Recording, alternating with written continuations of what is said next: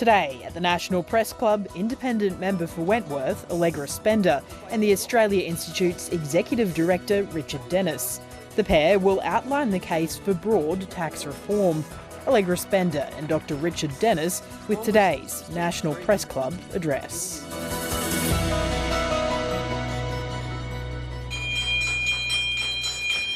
Hello and welcome to the National Press Club and today's Westpac address. I'm Andrew Probyn, National Affairs Editor for the Nine Network and also a director here at the National Press Club. Today our guests are Allegra Spender, the independent member for Wentworth in the House of Representatives, and Dr. Richard Dennis, the Executive Director of the Australia Institute. Today we have the first of perhaps many debates about the merits of the Albanese government's recasting of the Stage 3 tax cuts. A broken promise or a necessary adjustment to times that have changed over 6 years, or perhaps both. Our guests will not only be discussing the merits of the Albanese government's changes, but also the merits of bigger tax reform. Allegra Spender has an economics degree from Cambridge University. She's a member of the House Economics Committee and is an outspoken enthusiast for tax reform. Dr. Richard Dennis is a prominent Australian economist, author and public policy commentator. He's spent the past 20 years moving between policy-focused roles in academia, federal politics and think tanks. You can follow the conversation at Press Club Ost or the hashtag NPC. Allegra will speak first. Please welcome her.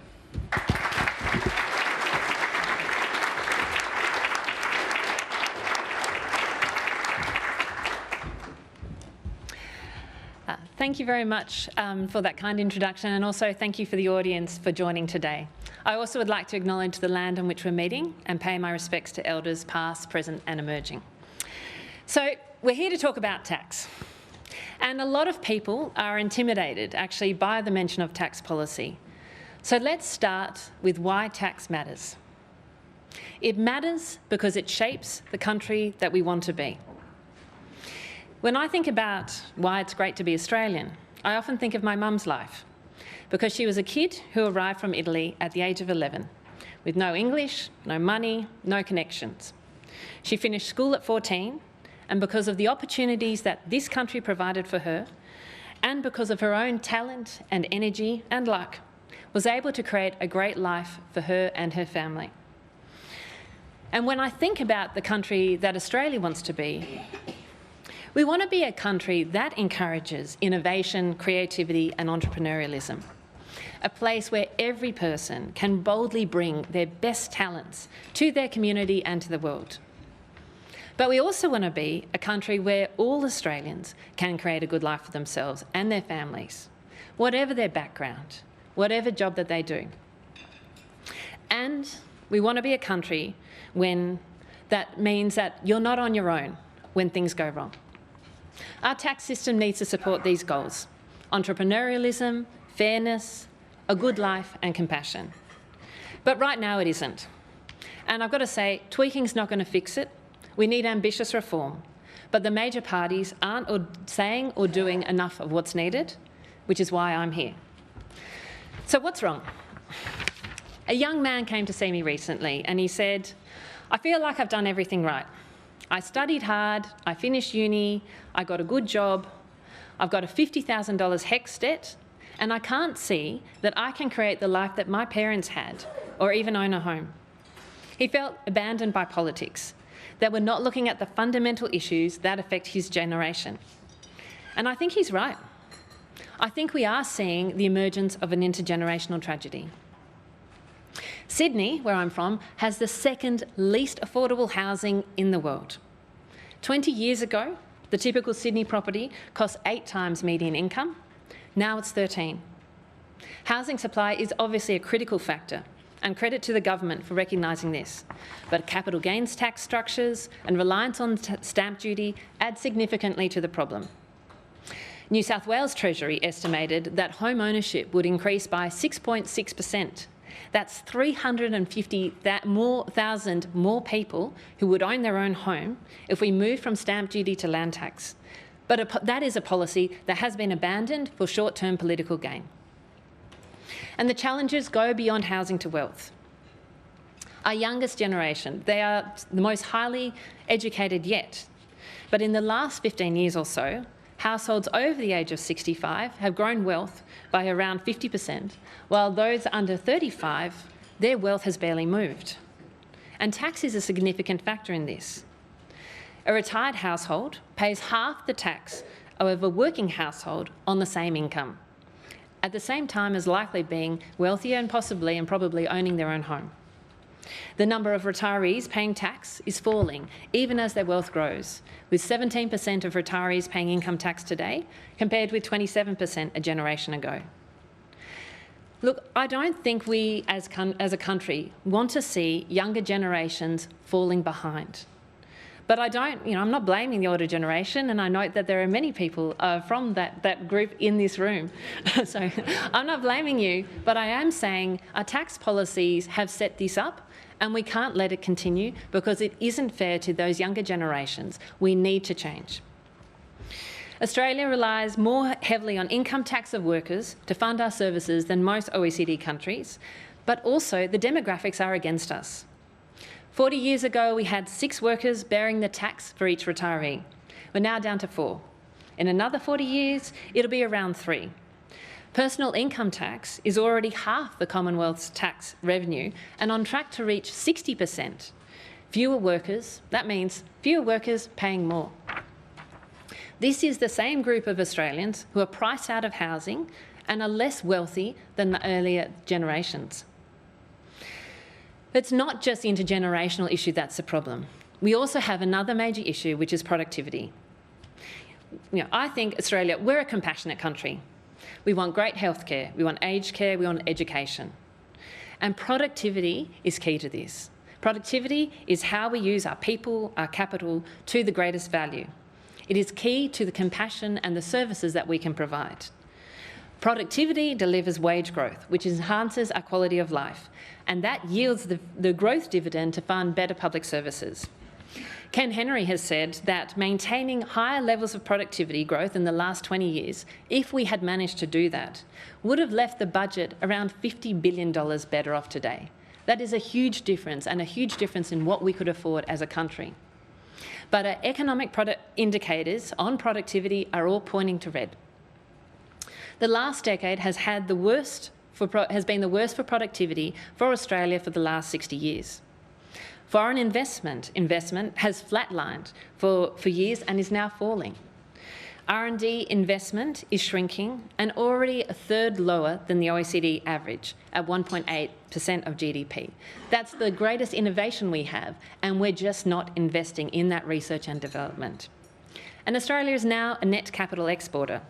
We're spending more money investing in overseas companies than we are in attracting money to invest in Australia. There are a range of factors that affect productivity, but tax is absolutely part of it. Our tax for businesses with turnover of more than $50 million is 30%, and the OECD average is 23.5%. Australia is an open economy.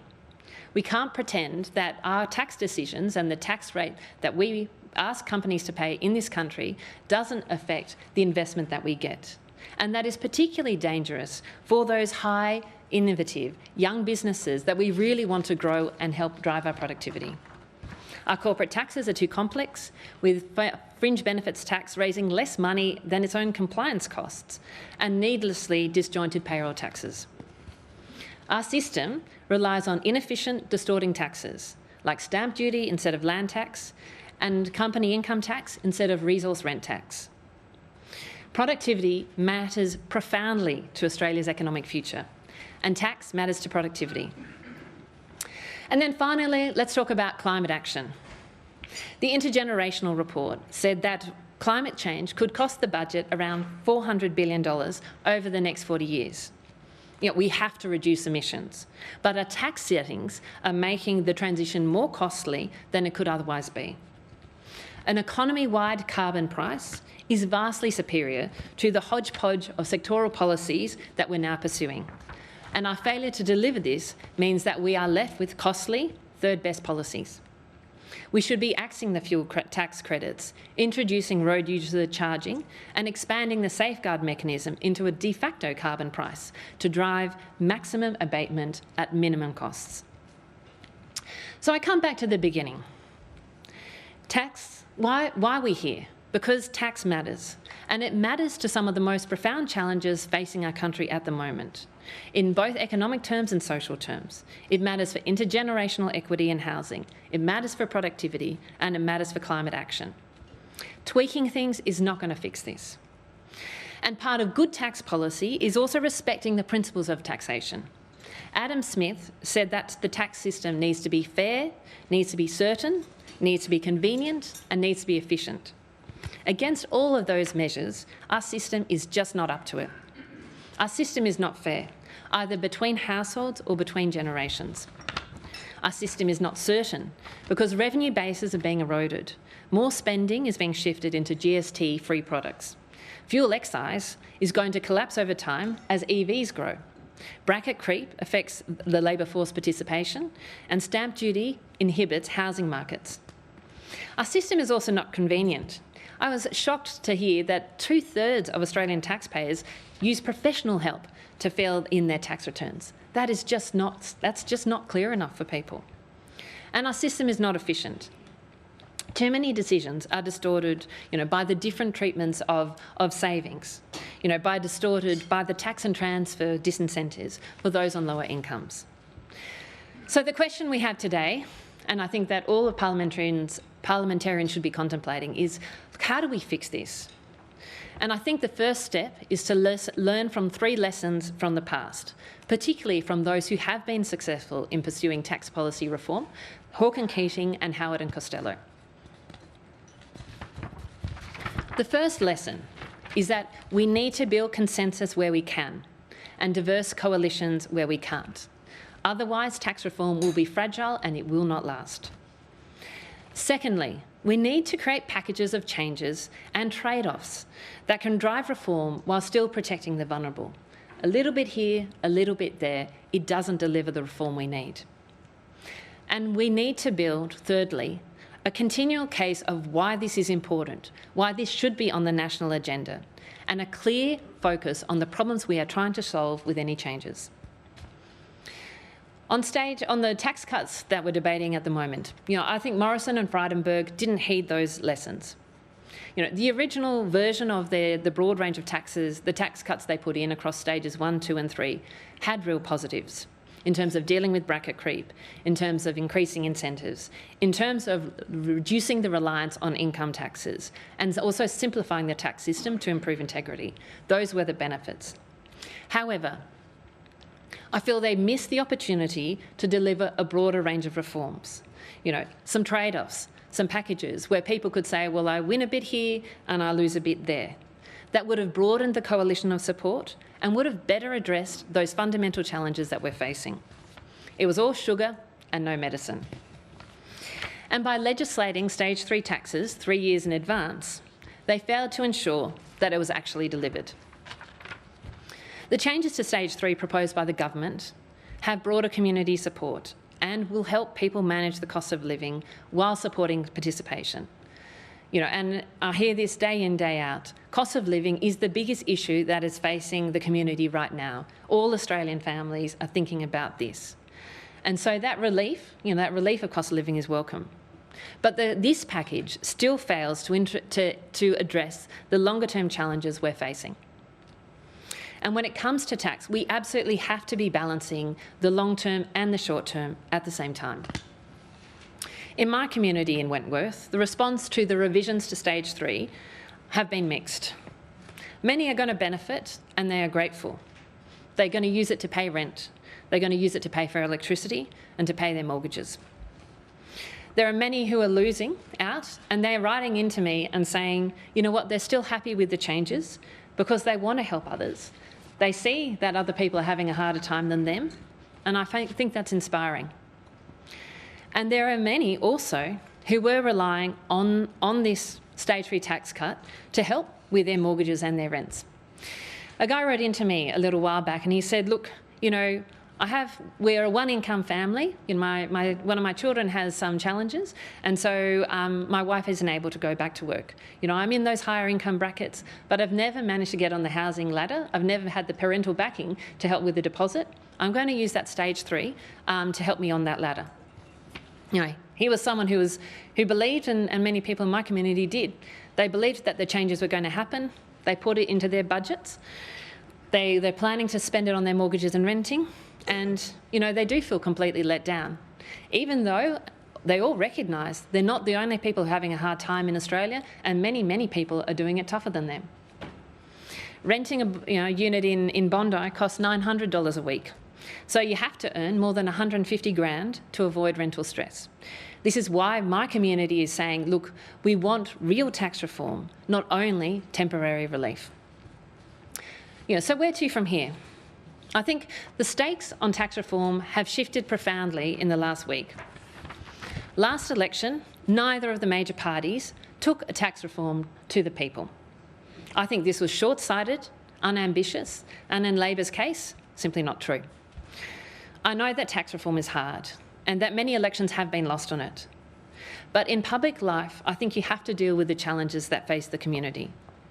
And I do believe that is why so many communities elected independents like me, who stood up for tax reform, who stood up for climate action and for integrity, because they asked for people who weren't happy with just the band-aids, wanted people who would face those challenges head-on. I think the government has broken a promise, and whether or not the community forgives them, it is clear that the government cannot go to another election without a clear tax policy. They cannot go to another election and saying, you know what, we're not going to touch things, because they just will not be believed. And that's good.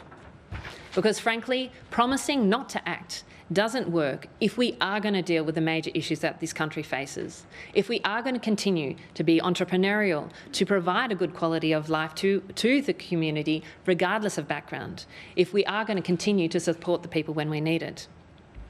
And this is a stark choice for the government. They can spend the next 14 months basically defending their decision to break a promise. Or they can have the courage to live up to the legacy of Hawke and Keating by taking real reform to the next election and building consensus for change. The same is true of the opposition. Tax is on the table. It is going to be there for the next election too. And they can either oppose everything that comes across from the government, or they can embrace their own reforming vision of luminaries like Howard and Costello and make positive contributions and positive propositions to the Australian people. And making those positive propositions is what I'm trying to do. I have held roundtables with academics, business leaders, community leaders, unions, environmental leaders to inform a green paper on tax that I will be releasing in the mid-year. I'm doing this because I have long believed that tax reform is too important an issue to be ignored. As an independent, I can step beyond the party political wedging and have real conversations with my community and with the broader community about what's important to them and what are the options that best address the challenges that we face. My green paper will focus on 4 key objectives. Firstly, intergenerational equity and housing affordability. Secondly, productivity. Thirdly, real action on climate change. And finally, building an institutional framework for further reform. Everything has been on the table in these discussions. Reducing taxes on labour and income. Starting income tax indexation. Aligning the tax treatment of different types of saving. Capital gains tax and super tax concessions. Stamp duty and land taxes, the GST, company tax thresholds, resource rent taxes, payroll taxes and fuel taxes, just to name a few. I'm going to present these options to the community. These options will not be finalised policy. No doubt they won't be perfect, and I'm sure I'm going to be having robust conversations with my community, with a broad range of stakeholders and with Parliament once they're released. They will naturally evolve as I try and build consensus. And I look forward to the scare campaigns that no doubt my opponents will dream up. But this is the challenge that I put to the major parties. I challenge the major parties to deny that we have long-term problems. They know that this is true, and they feel it, and we feel it in the community. I challenge them to pretend that tax isn't one of the issues, isn't one of the solutions to the major problems this country faces. And I challenge them to be part of the solution rather than wedging each other from the side. Tax is on the table. The challenge for the major parties now is to find the courage to work towards building a better Australia. That's what I'm going to do, that's what my community expects, and that's what the rest of the Parliament needs to do too. Thank you.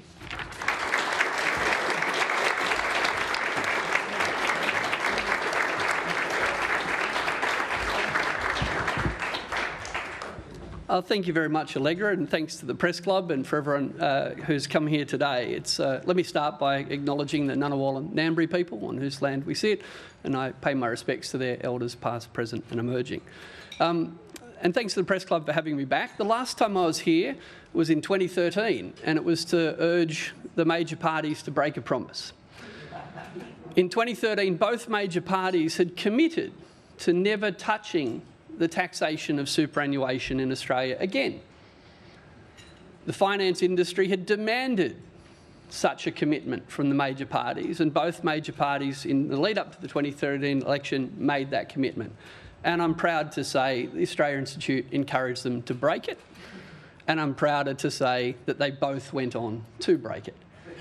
And imagine today if we were still unable to talk about reforming taxation of superannuation because of a dumb promise made more than 10 years ago. So thanks for having me back to urge people to break bad promises again. Tax is good. Tax is an investment in our society, and it is no accident that the highest taxed countries in the world are also the richest, most productive and happiest countries in the world. Norway does exist. Denmark does exist. And if we're going to have a tax debate in Australia that refuses to learn lessons from the most productive, cohesive economies in the world, then our tax debate will be as moribund in the future as it's been in the past. Australia is a low-tax country. I'll just say that again. Australia is a low-tax country. If we were to collect the average amount of tax collected by OECD countries, then this year we'd have collected an extra $100 billion in tax. But we're not aiming to be average, and we're certainly not shooting for the top. We're here debating today $20 billion in tax cuts. We are already a low-tax country, and we're about to get lower. Instead of collecting an extra $100 billion a year and spending it on the services and infrastructure that Australians so desperately need, we're going to cut taxes by $20 billion. No wonder our schools, hospitals, aged care, disability care, public transport lag so far behind the quality of services that anyone who's been to these other countries that do exist have. This is not an accident. Australian personal income taxes are not the highest in the world, and they're not even high. Not even close, according to the OECD. Those on average earnings in Australia are paying lower tax than the OECD average. This is true for higher income Australians as well. Likewise, the OECD tells us that Australia does not have an excessive reliance on personal income tax. Allegra and I are going to agree on lots of things today. We already have. But I tell you now, we do not agree that Australia over-relies on personal income tax. What the OECD data actually tells us is that Australia under-relies on taxes on wealth and under-relies on taxes on pollution. It's the absence of these other forms of tax that make it look like we're relying heavily on personal income tax. So because Australia is a low-tax country that lacks taxes on pollution, lacks taxes on wealth, has enormous tax loopholes for superannuation and family trusts, it's true that we collect a high percentage of what little tax we pay from income tax. But the OECD is clear. We don't over-rely on income tax, we under-rely, we under-collect on taxes on pollution and taxes on wealth. But our so-called tax debate is so dishonest in Australia that the same business leaders who brag about the destruction of a carbon tax and who brag about the destruction of a resource rent tax, both forms of tax that economists like, the same business groups that brag about the destruction of the broadening of our tax base are the ones complaining our tax system relies too heavily on personal income taxes. This is outrageous. If Australia were to expand its tax base by taxing pollution, by taxing wealth, then it wouldn't look like we were over-relying on personal income tax. This is not complicated. The lobby groups, the business groups are having a bob each way. Having fended off carbon taxes and fended off resource profit taxes, they're complaining we're too reliant on personal income tax. I should point out that many of the people who are expressing concern that changes to the stage 3 tax cuts are going to drive inflation, the same people arguing that often argue that we should increase the GST. I tell you, the one tax that will increase CPI the most, it's the GST. Why? Because it's a tax on everything. It puts the price up. Again, they're having a bob each way. They're taking a lend. We're not having a serious debate about tax in Australia and all of the pros and all of the cons that Allegra referred to. We do need to reform Australia's tax system, and the government is right to redesign the stage 3 tax cuts to deliver relief to low and middle income earners. But you can't even start a proper conversation about tax until our business community will stop telling lies about the tax system. To be clear, according to the pinko lefty communists at the World Bank and the IMF and the OECD, which is now run by that well-known socialist Matthias Cormann, Australia is a low-tax country. And anyone who can't say that out loud should be excluded from a debate about tax in Australia.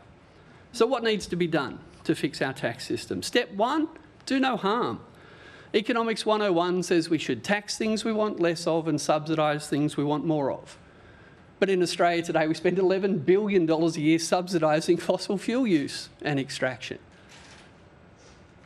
Tax things you want less of, subsidise what things you want more of. We spend $11 billion subsidising fossil fuels. In this government's first budget, there was $1.5 billion in a new subsidy for a gas development in Middle Arm in Darwin. $1.5 billion. If we want to reform our tax system, let's stop subsidising things that do harm. This is not complicated. Step 2. Let's do the simple things first. Australia's the world's 3rd largest fossil fuel exporter, coming in behind Saudi Arabia and Russia. We come 3rd. But even though we export a lot more gas than Qatar, Qatar collects 20 times more tax on gas than we do. We export more gas than them, they collect 20 times more tax on gas than us. The easiest way, and tax reform is easy, the economics is easy, it's the business lobby groups that are hard, and some of them are here today, so let's have some fun questions. The easy way to reduce our reliance on personal income tax would be to increase the petroleum resource rent tax. Let's do that. Let's collect billions of dollars in extra revenue. And if the consequence of that is it discourages some investment in fossil fuels, as luck would have it, that's exactly what the climate scientists tell us needs to happen. You can't transition away from fossil fuels when you're expanding them. And we need the polluter pays principle to be at the heart of tax reform in Australia. Step 3, be fair. We need to reduce inequality in Australia. Inequality is increasing. It's getting worse, it's not getting better. If, and it's a big if, we want to reduce inequality, the tax system will be central to that. CEOs aren't going to give themselves pay cuts to reduce inequality. But I was surprised to see this week, after Labor announced changes to stage 3 to give bigger tax breaks to low-income earners, some business groups rushed straight out and said, oh, they're getting a tax break. Fair Wage Commission should give them a lower wage rise. This is sick. The market is not going to reduce inequality in Australia. And guess what? Those high-taxing countries with high productivity and happy citizens, low inequality as well. It's as if tax has a role to play here. Scott Morrison's stage 3 tax cuts would have delivered $9,000 to those earning over $200,000 a year and literally nothing to those earning under $45,000. The government's changes to stage 3 are a good start, but we need to go a lot further. A simple, economically efficient, and I'd argue popular solution would be to collect a lot more revenue from the petroleum resource rent tax and boost rent assistance and low-income earners struggling with their utility bills. If we collect more tax and lower the price of energy, lower the price of medicine, lower the price of childcare, lower the price of going to the doctor, you know what we'll do? We'll lower inflation. This is not complicated stuff. And we would reduce inequality, and we would increase the well-being of millions of Australians. Step 4, we need to think big. Whether it's climate change, the cost of living, COVID, the new Cold War, Australia's going to need a bigger, better public sector than we've had. For decades, we've been told that what we need to do is cut taxes and cut spending, and things will get better. Well, they haven't got better. Inequality's got worse. The clearest, and service delivery, service quality in Australia is much worse. The clearest example of the damage that this trickle-down economics has done is that here we are in the week where our kids are going back to school. In the middle of a skills shortage, we've got a teacher shortage. We've broken so many of our systems in the name of cutting taxes and cutting spending. We need to do things differently. We need big reforms. Again, I agree with Allegra. We need big reforms. And indeed, Anthony Albanese's decision to recast Scott Morrison's 2018 tax cuts to suit the economy of 2014 is the biggest and most honest piece of tax reform in Australia for decades. The most honest tax reform. It's the change we need. In the middle of a cost of living crisis, this government will legislate to shift around $90 billion from the top 10% to low and middle income earners. If he'd have stuck with the plan to give $9,000 to those earning over $200,000 and stuck with the plan to give nothing to those earning under $45,000, it would have ripped at the fabric of our democracy at a time when democracy around the world is already fraying. It's hard to believe that Scott Morrison ever designed a plan that would deliver the temporary and timid stages 1 and 2 and the enormous and permanent and inequitable stage 3. It's hard to believe he ever imagined it, but it's inconceivable in the middle of a cost of living crisis that a government could implement them today. The world has just changed too much. In terms of change, in 2018, just after Scott Morrison announced the stage 3 tax cuts, he fronted up at the press club the day after the budget, and he was asked by David Crowe about some modelling by the Australia Institute on whether the tax cuts were unfair or not. Mr Morrison, in characteristic style, smirked, laughed, and said he hadn't done any modelling on the inequality. And he also said the Australia Institute was one of his favourite think tanks, but like most things he said, I'm not sure I could take him seriously at the time. He did, however, say that he'd wait till more reputable people went and did the modelling. And they did. And they confirmed everything that the Australia Institute said literally the day after the budget. The fact that Treasury didn't know at the time is ridiculous. They either didn't look or Morrison didn't want to talk about it. I'm really proud to be here today with so many of my colleagues from the Australia Institute. There's a few around, but I'd call out Greg Jericho and Dave Richardson and Matt Grudnoff, who've worked for 5 years to expose how unfair these stage 3 tax cuts are and how important it was that we changed them. So thanks to the team at the Australia Institute for that. Speaking of the Australia Institute, polling by the Institute recently showed an overwhelming majority of voters would prefer governments to do what's right for the economy rather than just do what they promise. Most voters want the government to do what the times need. When Scott Morrison broke a promise and had an enormous deficit during COVID, the Australia Institute put out a statement congratulating. I don't mind when people break promises. I mind when they do dumb things. And it would be very odd to do the wrong thing simply because you'd promised to do it. We've got other problems in Australia, though, not just people breaking promises, but the best way to avoid breaking promises is to not make such promises. No, I mean this. We can't anticipate the future. So promising what some other government will do in 10 years' time is dangerous, and it's not even democratic. It's a privilege for MPs to be there for a 3-year term. They should focus on that. And then they should present their plans and their record and go again. These 10-year, 15-year follies, intergenerational reports going out decades, they don't help. They get in the way of holding politicians accountable for the decisions they make in the here and now. Similarly, forcing people to rule out things all the time and saying there's a secret plan to do something if they won't rule it out, this doesn't help government, it doesn't help democracy, it doesn't help anyone except those determined to maintain the status quo. That's what promising to rule out change means, just keeping things as they are. It's the opposite of reform. The world, our country, our democracy, our economy are all going to become more volatile and more unpredictable in the years ahead. Whether it's the rights concern with the rise of China or scientists' concern with the rise of global temperatures, it's going to get harder. It's going to get harder to hold our economy and society together. The way we collect and spend tax is one of the major drivers of the shape of our economy. It's one of the few things governments have control of. Governments promising not to use tax and spending policies is governments promising not to get involved in fixing things in the here and now. If you don't believe these decisions matter, let's consider the fact that in Norway, they tax the fossil fuel industry and they give university education to their kids for free. In Australia, we subsidise the fossil fuel industry and we charge our kids a fortune to go to uni. Choices matter. And the Australian government collects more money from HECS than it does from the petroleum resource rent tax. Thank you, children. You're the backbone of our economy, not the gas industry.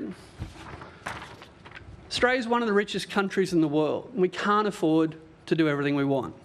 But we can afford to do anything we want. Making stage 3 tax cuts fairer is good for our society, it's good for our economy.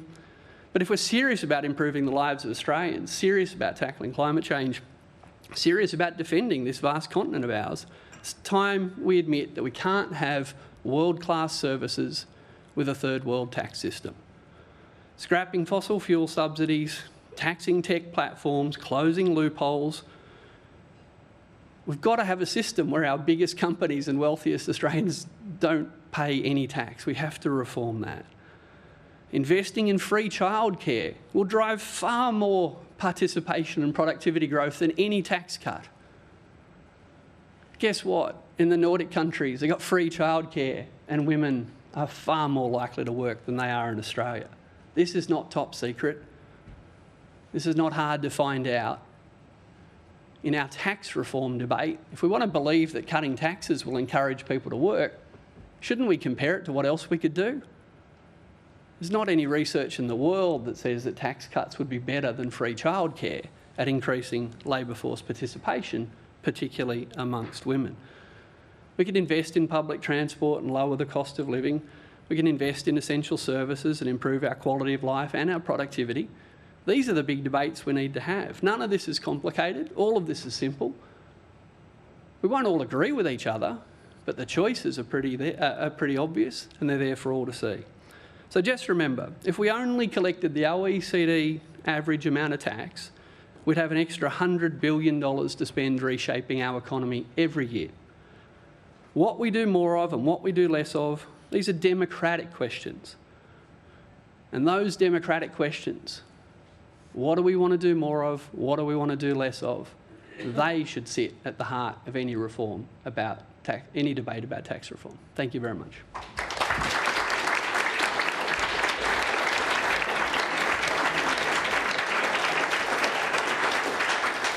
Now, thanks, guys. We at the National Press Club like lively debates, so let's go to an early point of distinction between you two at whether Australia is a low or high taxing jurisdiction. Now, Allegra, you said before that Australia relies more on income tax than most OECD countries, and backing that up is actually Richard Dennis here with his document, which shows that when it comes to income tax, Australia is, well, there's New Zealand, Iceland, Denmark that collect more.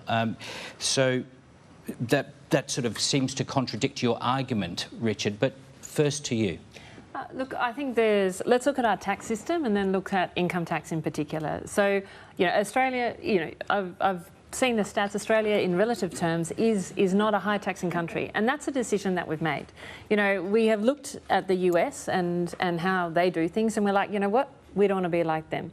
But we have also, looked at Nordic countries and those models, and we're not saying, well, we necessarily want to be like them either. Australia has walked different courses, and I think we should be, proud of that and say, look, we have made deliberate choices that are different to other countries. But where Australia is distinctive is we rely a lot on taxing working age population.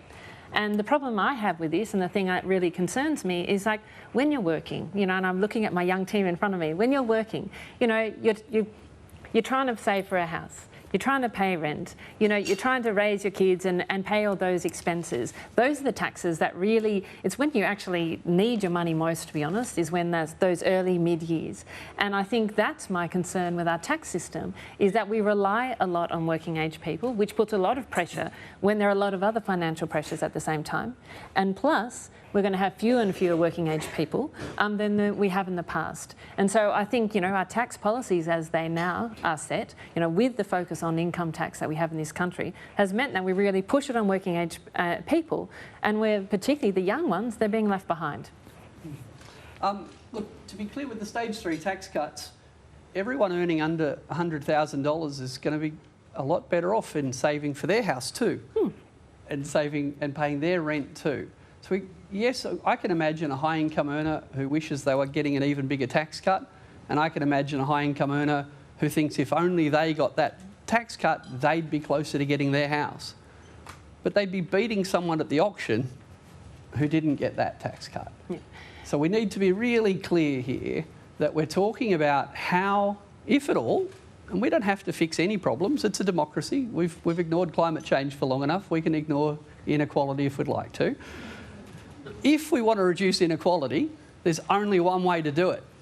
The people at the bottom, their incomes have to rise faster than the people at the top. But Richard, back to the question, it's about composition, as you say. Yep. But it's correct to say that when it comes to income tax, only New Zealand, Iceland, United States are higher. No, you're defining it in a particular way, aren't you? Everyone's defining everything in a particular way. It doesn't help. Well, that's why we put it in here. Let's be clear. Australia has a dishonest debate about tax. Most Australians think we're high tax. This is not true. Most Australians think our income taxes are high. This is not true. The reason I included that number in this is that's the one number. That's the one number that Innes Willox and the business community love to rely on. That's why it's there. I'm not trying to hide it. I'm trying to explain it. So let me explain it. Australia doesn't collect much tax. But of the little bit of tax we do collect, a lot of it comes from personal income tax. You and I agree. All right. You've got to explain it. We're having a tax reform debate. We don't collect much tax. But of the little bit of tax we collect, a lot of it comes from personal income tax. If we had a carbon tax, our reliance on personal income tax would look lower. If we had a mining tax, our reliance on personal income tax would look lower. Now, a lot of people can't do statistics in their head. The reason I put that number there, I'm glad you've asked me about it, is because we've had people cherry-picking numbers like that for years, and until it stops, we're going to get nowhere. OK, let's go straight to a guy who can actually do statistics in his head, Andrew Tillett. Thanks, Probes, I think. I was going to raise about taxation being legalised theft, but I don't think we'll go there. But no, my question, Andrew Tillett from the Financial Review and also board member here at the Press Club. Allegra, believe it or not, in 12 months' time, we could be on the campaign trail. If we end up with the situation with a hung parliament, would you make genuine tax reform a condition of your support for either Prime Minister Anthony Albanese or Opposition Leader Peter Dutton to become Prime Minister? I think, wow, we're talking about hung parliament already. Look, Joy of a 3-year system. yeah, for me, to be honest, I hope that we don't get to that phase, I'll be honest, because I think that, you know, both the government and the opposition, you know, will be under significant political pressure to take to real tax reform to the next election. I don't see how the government can get away with, you know, having, you know, let's be honest, they have said, you know, broken a promise on what they were going to do. They said they were going to make any changes to tax. They have made substantial changes to tax. I don't think they can go to the next election and say, you know what, we're not going to make any changes to tax. They will not be believed. So this is their choice now. This is the opportunity the government has to say, okay, there are some really significant issues with our tax system. This is the time to change it, to look that in the face, and to go to the election with that. And ditto from an opposition point of view. They can say no, no, no. They can criticise all they like, but until they're serious about putting a policy forward, I think a lot of people will say, well, what's your plan instead? And so, you know, I hope very much that we won't get to that phase. If it comes to that, you know, I would certainly say that should be a negotiation point if we come to a hung parliament. Thank you. Okay. Rhiannon Down. Hello, Rhiannon Down from the Australian newspaper. Thank you for your speeches. Allegra, the Teal independents have talked about bringing integrity back into politics. Do you think some of your fellow Teal MPs are being hypocritical by endorsing a broken election promise? I'm sorry, can you repeat that second half of that? Do you think some of your Teal MPs are being hypocritical by endorsing a broken election promise on stage 3 tax cuts? I think the government made their choice about taking stage 3 tax cuts to the election, and they have made their choice to abandon it. That is the government's broken promise. I don't think that's up to the MPs. For me, you know, my job right now is to go to my community and say, okay, what do you think?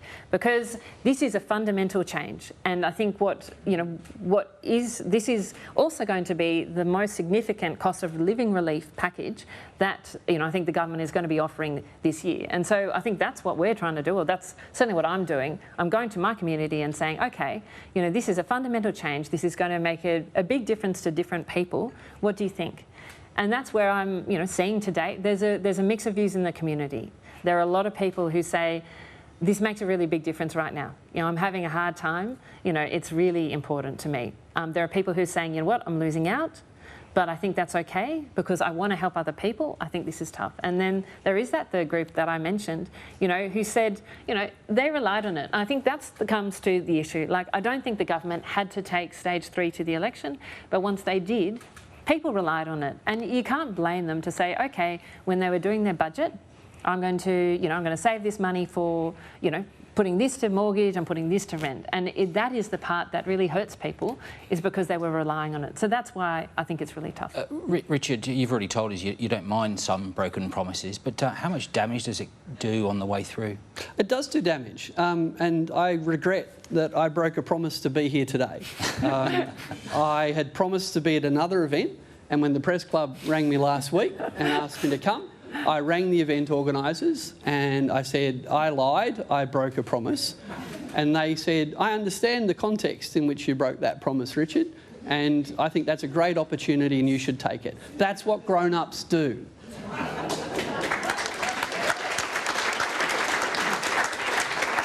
Okay, next question. No, let me put it into economic context. In the lead up to the last election, the Reserve Bank governor said that he didn't expect to increase interest rates until 2024.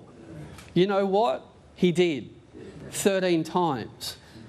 And everyone's mortgages went up while they were waiting for the tax cuts, and people's rents went up. Promises are contextual.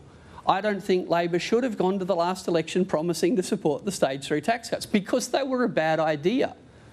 But even if they'd promised to do them and I thought they were a good idea at the time, even if I'd have supported them at the time, and then interest rates went up 13 times and energy prices went up and real wages fell, and they turned around and said, I think we should break our promise, I'd still be sitting here today saying, good call. That's what grown-ups do. Ben Westcott. Ben Westcott from Bloomberg, and just on your last point, Richard, Phil Lowe did lose his job over what he said around that. Anyway, Andrew Tillett stole my questions, so here's a different one. The cost of living crisis is temporary, but these tax cut changes are for presumably at least a decade, a long time at least. What's your response to the argument that this is a permanent solution to what is essentially a temporary crisis? There are no permanent solutions. Can we all just get over that? What we need governments to do every term of office is change policies to help achieve their stated objectives and to cope with circumstances as they come along. The Coalition was in power for 10 years and never, ever increased the tax bracket. Now they're talking about what will happen to middle income earners if Labor never changes tax cuts ever again for the next 10 years. There's the problem. So the question is, right now, in the middle of a cost of living crisis, when real wages are falling and cost of living is rising, and if we don't change these tax rates, we're going to give nothing to people earning below $45,000, not a cent. So if we don't give them support through changes stage 3, the only options are do nothing to help them or spend billions, tens of billions of dollars to help them. Can you imagine if the government stuck with the stage 3 tax cuts and said, but here's $10 billion in income support for low-income Australians? People would be baying about, oh, you're going to cause inflation. So the option available to us today is change stage 3 to help low-income earners, do nothing and say to low-income earners, bad time to be poor, or shovel money onto the problem and get criticised for causing inflation. None of those. That's why the Prime Minister put it off for 2 years. That's a tough decision. And he's waited to see how things have worked out because these tax cuts kick in July 1. So is it a permanent thing that he's done? Well, it's a permanent thing that he's going to introduce this bill. And you know what we can do next year or the year after or the year after that? Introduce some other legislation. The question is, do we do something or not? And of all the somethings, which one hurts the least? That's why I support the change they've made. Esther Linda. Hello, Esther Linda from Australian Associated Press. My question is to Allegra. A common refrain from the Teal MPs during this debate is that you've all been canvassing your communities in order to understand how they feel about the changes. Is Wentworth able to fairly weigh up the competing interests in the stage 3 changes, given it's the wealthiest electorate in Australia?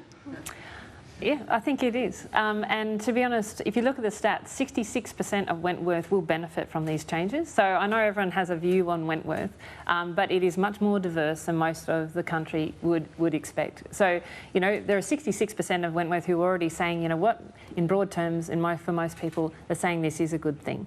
And, you know, but there is, I think we are also the biggest electorate, the electorate with the biggest proportion of people who are going to lose out. And so I think it is fair to ask them, you know, you were promised something. The government didn't have to make that promise. They did make that promise. And people do take governments on their word, to say, well, how do you feel about that? And that's why I think it's really important to ask the community about that. And I said there is this sense of this split, you know, and I do think, you know, on the, you know, the results we've had so far, you know, there is majority of support out there for this change, and I think there's actually a really significant group of people who would have benefited who are also saying, you know what, you know, we want to help other people. This is a really hard time right now. Sorry, just quickly, in the 2019 election, when Labor opposed all of stage 3 and proposed changes to negative gearing, changes to franking credits and changes to capital gains tax, the seat of Kooyong, Josh Frydenberg's seat, swung 7% to Labor. All of the Teal seats swung to Labor in 2019 when Labor was opposed to all of stage 3 and to a lot of much more ambitious tax reform on wealth. So, you know, let's look at the scoreboard. When Labor in 2019 put up a progressive, radical tax agenda, high-income electorates voted for it. Bass and Braddon in northern Tasmania swung against them, and that's why they lost office. But high-income voters supported the 29 changes. Allegra, to borrow from John Lennon, your electorate's more likely to shake its jewellery than applause, such as its demography. If that's the case, then you've already got your answer when you've said 66% are going to benefit. So where's your vote? Look, I'm still working that out because I don't think... Really? Yeah, I am. You're really am. working it out? Yeah, I am. And I'm serious, and I think that's important because, you know, I want to make sure that the broad aspect of the electorate is behind it. Otherwise, we will get into purely, sort of mob, this idea that mob rule, like, if you're a minority, it doesn't matter what you think. And I do think that as, I want to have a conversation with the community. I said I would represent my community, and that means really understanding what they think. Okay. And I'm really proud to do that. Paul Carp. Paul Carp from The Guardian, thanks very much. The Coalition has said that their principle is that nobody should get less than stage 3. Could I ask both of you, but starting with Allegra, please, what do you think of a possible amendment to make the Labor package even more generous by not taking from high income earners to pay for the tax cuts for the low and middle income earners? Look, I think... so my position is actually I support cutting income tax for lower income earners. I think it's actually, that is a really positive part of this, but I also support, reducing basically taxes on labour on people who are working across the board. But I think you need tax reform to pay for this. I don't think you can just say, well, we'll just cut. And that is the problem, I think, with, the original tax policy. As I said before, it was all, it's all sugar. It's all like, here you have the money, but we're not dealing with that reform. And the point on the reform, the reason why I keep on going on about this is because there are bigger issues at play, that have that have a long-term impact on people right now. And so this intergenerational equity, that is a really big issue. The fact that, we have low productivity, that is a big issue. The fact that we can't, we're choosing the expensive path down for our climate action, that is also an issue. And so I think if they're looking at any of those sorts of reforms, they have to work out how they're going to pay for it. And I don't think that's simply cutting tax. I think that's actually rebalancing and reforming the tax system. And I frankly think we haven't had the conversation yet as a country around this because both the major parties won't have those conversations. And again, that's what I'm trying to do. Look, what the Coalition are proposing, if they want no one to be worse off but low and middle income earners to be better off, is much bigger, more expensive tax cuts. I'm not quite sure which other of the Liberals' principles that fits with, but it certainly wouldn't be good for the budget deficit, and in this climate it probably would be inflationary. So again, we have to look at how hard the choices on the table are. What Labor's done is recast within an existing spending bubble. They've taken from one group and given to another group. I think that makes a lot of sense in this crisis. For the Liberals to say everybody leaves with a prize, what they're really saying is we don't care about the budget deficit, we don't care about inflation. That's interesting. I hope they own that. Relatedly, well, I think a hard question for the Coalition is, will they support these tax cuts for low and middle income earners before the Dunkley by-election or after? I think reality's going to bite, and the only thing Peter Dutton's in control of at the moment is the timing of that. So relatedly, you talk about the Coalition, where are the National Party MPs on this? The National Party represent the lowest income electorates in the country. We've had National Party MPs out saying that, $190,000 isn't a lot of money. I've referred people to this top secret thing called the OECD website. I'd encourage maybe some MPs to have a look at something called the census, because I tell you there aren't a lot of people in most National Party seats earning anything like $190,000. So the coalition between the Liberal Party and the National Party, you might be able to understand why once upon a time they were trying to win inner city seats by throwing large tax cuts at high income earners. Maybe that's what Scott Morrison was trying to do in 2018. But what is the National Party trying to do in 2024? Pablo Vinales. Pablo Vinales, SBS. Thank you. Australia's reliance on personal income tax is obviously not alleviated by these changes. And Allegra, you mentioned some of the areas where you'd like to see changes more broadly in the tax system. I wanted to get your views on unwinding negative gearing in particular. And do you think constituents in your electorate that are beneficiaries of this concession would be in favour? That's why, what I've said from the beginning is I think we need to take packages of reforms to the people, and to deal with, I think, the big issues in relation to intergenerational equity, in relation to productivity and to climate action. Now, I've seen the rule in, rule out this week on negative gearing, and I think that frankly is so destructive to what we're trying to do right now, the opportunity we have, which is actually have a profound conversation about tax. We should be looking at, how do we make sure that we reduce our reliance on income taxes? And sure, negative gearing, savings taxes, capital gains taxes, they should be on the table. And those are the trade-offs that I'm trying to put forward in Green Paper, and that's what I'm going to be taking to the community. So I think we should, consider those sorts of changes, and I think my community's open to considering those sorts of changes, but they also need to see, well, what's the benefit? If we constantly just look at changes in isolation without sort of trade-offs and actually putting together real packages, then I think you won't get the support. But I think if we can build consensus around a package of changes that have winners and losers and balance, then I think you will get consensus. And that's really what is up for me to try and deliver. Nick Stewart. Two fantastic speeches. You've both agreed that we really need to shuffle the tax system. But isn't the reason that this has come to the fore the problem with housing? Shelter is such a critical element for everybody, no matter who they are. What answer can we find that will either shift the tax system but give us more houses so that people can actually live in Australia? Mm-hmm. I might jump in there. Look, I think you're absolutely right. I have to say, I think economically, housing is the hardest issue for many Australians right now. We are a rich country, but we don't feel rich, and families are under pressure because our housing is so expensive, and it is a fundamental problem that we have. And that is also why the younger generation is slipping behind. A significant part of that is due to housing. So that's why stamp duty should be on the table and land tax. That shift is really important to increasing basically 350,000 more people in New South Wales alone would own a home if we made that split. We also need to look at other tax implications, such as, capital gains tax and negative gearing. They should definitely be on the table. But let's be honest, the biggest driver of housing costs in this country have also the most significant driver has been supply.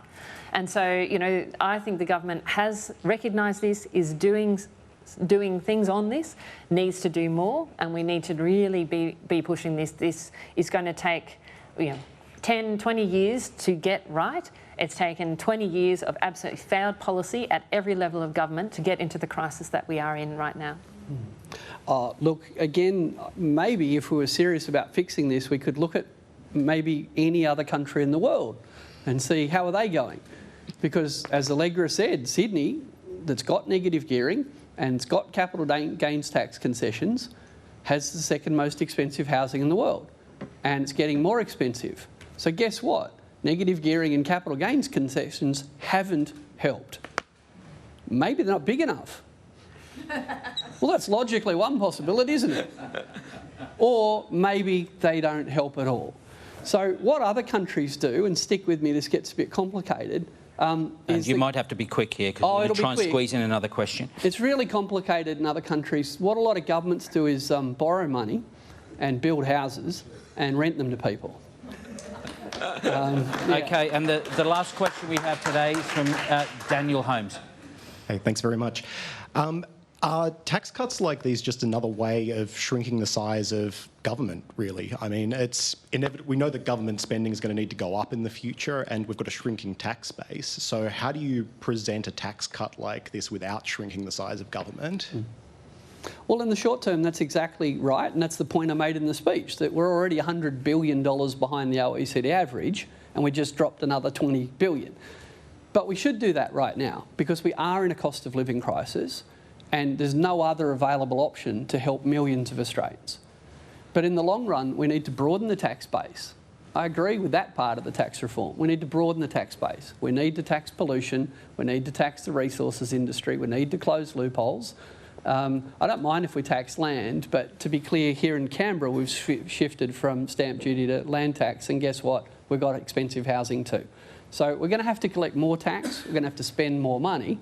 But there's a difference between what we need to do right now and where we need to get to. Look, so it's the taxes that are being handed back, they are mainly or significantly due to bracket creep. Like there's a significant amount of tax that is due to income taxes, people just paying more. And at the moment, while you're right that Australia is a low taxing country compared to many other countries, you know, our tax take from income tax is actually really high right now by historical standards. So I think that, you know, the choice is not whether the government gets, it's also about whether it stays in people's pockets. And I think in the moment right now, when people are facing really, you know, difficult circumstances, the question is, well, wouldn't I like that money to be in my pocket right now so I can pay for my rent, so I can pay for my mortgage and my electricity bill? So that is, I think, really the question that, you know, why I think it is appropriate that we are giving people money back. And frankly, you know, I think, you know, how I see it is I would support, you know, I'd love to see more low and medium income people get more tax back. I think that's really important because then they can make the choices about, you know, the things that they want to spend money on. And I think that is right, the system that we are trying to create. And with that thought, we will have to wrap up. I'm not sure if we solved anything today except for a couple of things. Tax is good. And we have a search for consensus. So can you join me in thanking Allegra Spender and Richard Dennis?